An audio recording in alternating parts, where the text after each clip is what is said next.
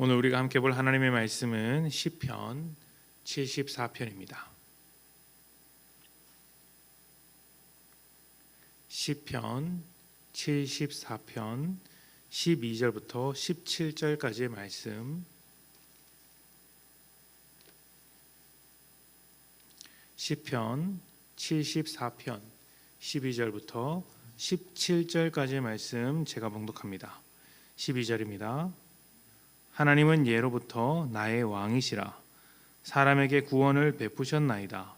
주께서 주의 능력으로 바다를 나누시며 물 가운데 용들의 머리를 깨뜨리셨으며 리워야단의 머리를 부수시고 그것을 사막에 사는 자에게 음식물로 주셨으며 주께서 바위를 쪼개어 큰 물을 내시며 주께서 늘 흐르는 강들을 마르게 하셨나이다.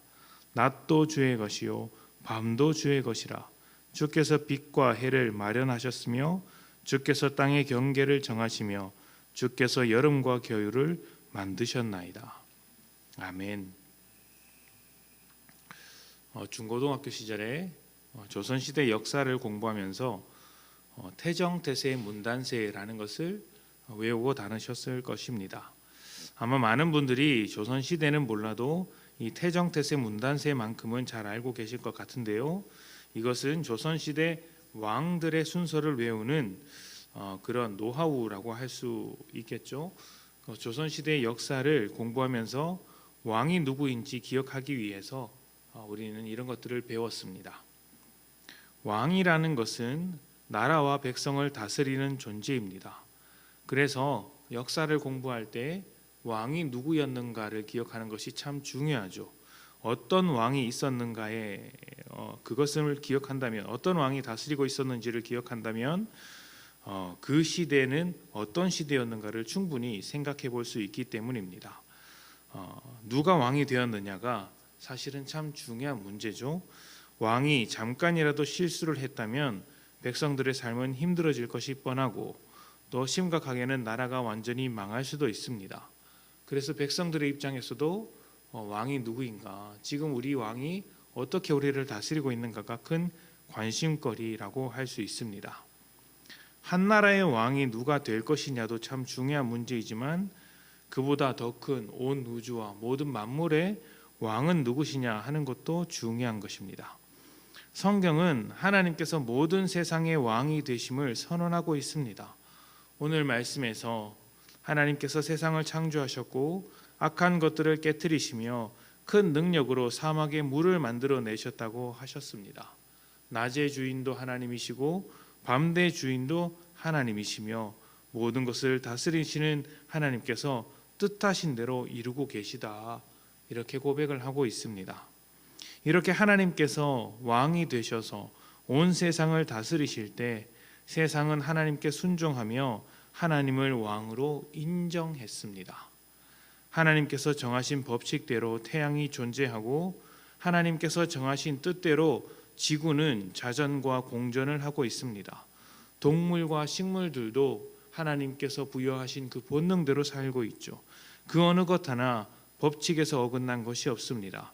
하나님의 왕이 되심을, 하나님께서 우리의 왕이 되신다는 것을 본능적인 순종으로 인정을 하고 있는 것이죠. 그런데 딱 하나, 오직 사람만이 하나님께 순종하지 않습니다. 하나님의 말씀보다 자기의 생각이 앞서고 하나님을 왕으로 인정하기보다 자기가 왕이 되거나 자기가 사랑하는 것을 우상으로 만들어서 왕으로 섬기는 일들이 참 많이 있더라는 것입니다.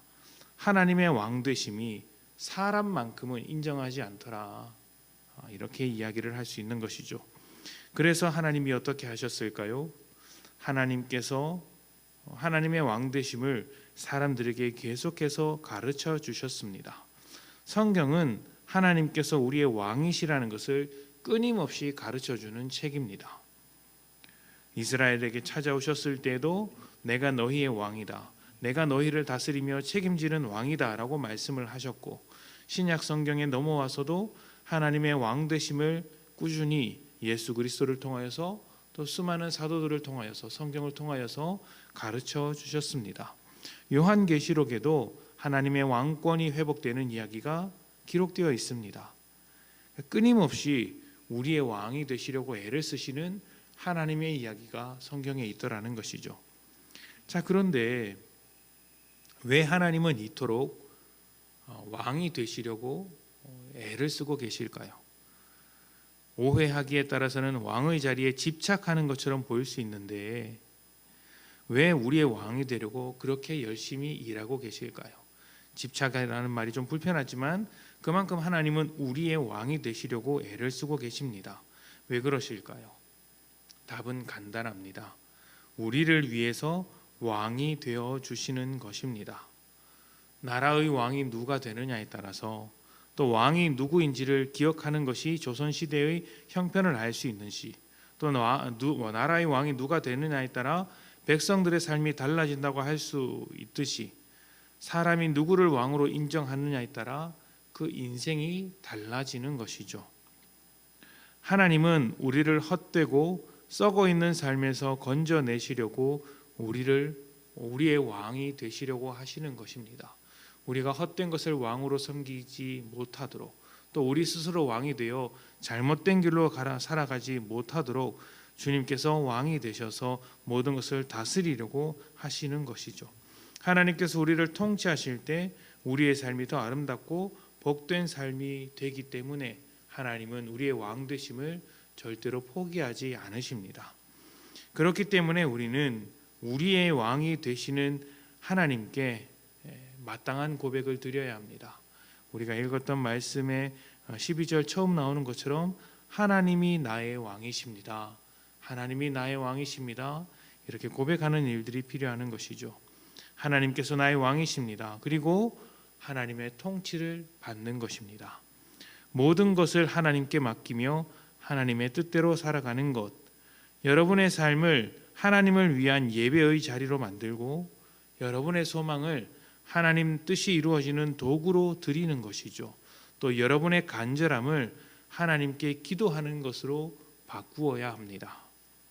왕께서 원하시는 대로 살려고 애를 쓰는 것, 왕께서 나를 다스리도록 인정해 드리는 것, 그리고 왕의 명령 앞에 온전히 순종하는 것, 그것이 하나님을 왕으로 인정하는 삶이 아니겠습니까? 그리고 하나님께서 나의 왕 되셔서 통치하실 때 우리의 삶이 그 품 안에서 풍성해지고 또 채워질 것을 믿습니다. 그 무엇도 왕의 명령보다 앞서는 것은 없습니다. 하나님을 우리의 왕으로 고백하며 하나님의 뜻을 쫓아 살아가시기를 축복합니다. 하나님께서 여러분의 삶을 인도하시며 더 큰 은혜로 채워주실 것입니다. 함께 기도합시다.